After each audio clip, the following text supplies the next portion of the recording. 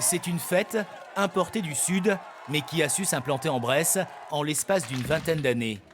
Chaque été, la Feria de Marbo attire 15 000 personnes dans un village de 2300 habitants.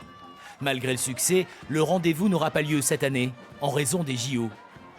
Il a été confirmé aux organisateurs que les forces de l'ordre ne seraient pas ou très peu disponibles aux dates souhaitées pour assurer la sécurisation.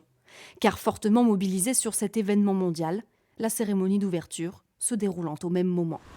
La préfecture avoue donc qu'il ne faudra pas compter sur les gendarmes pendant Paris 2024. Le comité d'organisation de la Feria a préféré annuler. Sans eux, ce n'était pas possible. Non, c'était pas possible. Jamais on pourrait se lancer dans une organisation telle que celle-ci, qui est quand même pas évidente, je veux dire, surtout dans le contexte actuel. Et c'est vrai qu'ils sont juste indispensables. Dans les rues de Marbo, la déception est grande. Ça ne nous apporte pas grand-chose, nous, les Jeux Olympiques ici, donc je trouve ça dommage. Tout le monde ne va pas pouvoir aller aux Jeux Olympiques.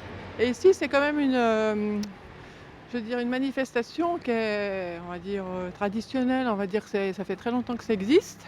Quand il y a des festivités comme ça, il y a une grosse animation, puis ça fait plaisir de voir que le village est en ébullition, quoi. Si ce restaurant est en permanence aux couleurs de la Feria, c'est parce qu'il doit beaucoup à l'événement. En moyenne, la fête représente 17% du chiffre d'affaires annuel. L'annulation va porter un coup aux finances et, selon le patron, à la ruralité.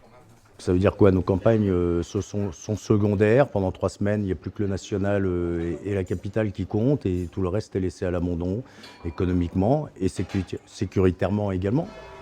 Dans la boulangerie d'à côté, on commence aussi à s'inquiéter d'une raréfaction des forces de l'ordre pendant les Jeux.